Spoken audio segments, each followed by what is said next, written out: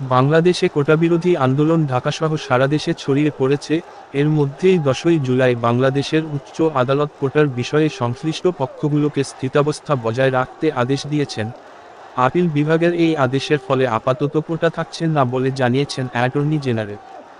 আদালতের এমন আদেশের মাধ্যমে বিষয়টি সমাধানের দিকে যাবে এমনটা ভাবা হলেও আন্দোলনকারীরা বলছেন, সরকারি চাকরিতে সব গ্রেডে অযৌক্তিক ও বৈষম্যমূলক কোটা বাতিল করে সংবিধানে উল্লিখিত অনগ্রসর গোষ্ঠীর জন্য কোটাকে ন্যূনতম মাত্রায় এনে স্থায়ী সমাধান না হওয়া পর্যন্ত তাদের আন্দোলন চলবে, আর আদালত নয় সরকারকেই এই সমাধান দিতে হবে। হাইকোর্টের এই আদেশের পর থেকেই শিক্ষার্থী ও চাকরিপ্রত্যাশীরা কোটা সংস্কারের দাবিতে ফের আন্দোলনে নামেন।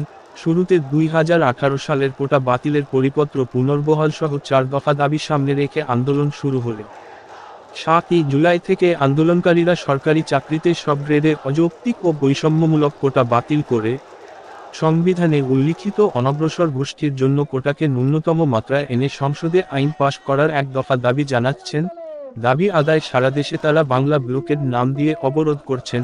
কেবল ঢাকা নয়, ঢাকার বাইরে জাহাঙ্গীরনগর, চট্টগ্রাম, কুমিল্লা, রাজশাহী, বরিশাল, খুলনাসহ দেশের বিভিন্ন বিশ্ববিদ্যালয়ের শিক্ষার্থীরা সড়ক মহাসড়ক অবরোধ করে আন্দোলন করছে। শিক্ষার্থীরা 1972 সালের 5ই সেপ্টেম্বর সরকারি একটা আদেশে সরকারি কর্মকর্তা নিয়োগে 20% মেধা কোটা, 30% মুক্তিযোদ্ধা কোটা এবং 10% নির্যাতিত নারী কোটা চালুর বিধান করা হয়। বাকি 40% রাখা হয়েছিল জেলা কোটা। 1976 সালে মেধার ভিত্তিতে নিয়োগ 40% বাড়ানো হয়। 1985 সালে প্রথম ও দ্বিতীয় শ্রেণীর পদে 45% মেধার ভিত্তিতে নিয়োগের নিয়ম চালু করা হয়। বাকি 55% কোটায় নিয়োগ দেওয়া হয়। পরবর্তী সময়ে প্রতিবন্ধীদের জন্য 1% যোগ করে মোট কোটা দাঁড়ায় 56%।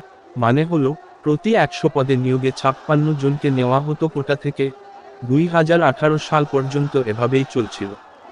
ওই কোটা ব্যবস্থা অনুযায়ী কোনো পরীক্ষার মাধ্যমে পিএসসি যদি 100 জন লোক নিয়োগ করে, তাহলে মাত্র 45 জন নিয়োগ পাবেন মেধার ভিত্তিতে, 30 জন নিয়োগ পাবেন মুক্তিযোদ্ধা সন্তানদের মধ্য থেকে, 10 জন নারী কোটায়, 10 জন জেলা কোটায় এবং 5 জন নিয়োগ পাবেন উপজাতি কোটায়।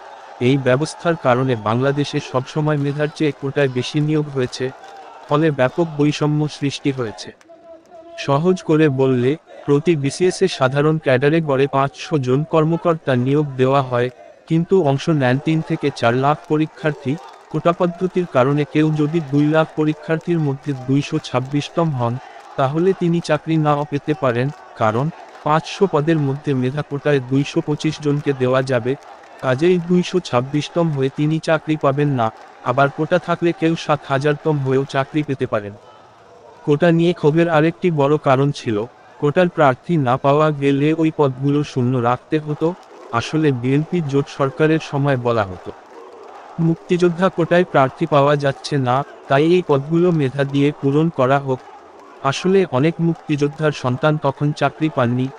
এ কারণেই আওয়ামী লীগ সরকার কোটার পদগুলোতে প্রার্থী না পাওয়া গেলে সেগুলো শূন্য রাখার সিদ্ধান্ত নেয়। কিন্তু এবার দেখা যায় কোটার প্রার্থী না পাওয়ায় হাজার হাজার পদ শূন্য। বিশেষ করে চিকিৎসক, প্রকৌশলী ও কৃষির মতো কারিগরি ক্যাডারে সবচেয়ে বেশি পদ শূন্য ছিল।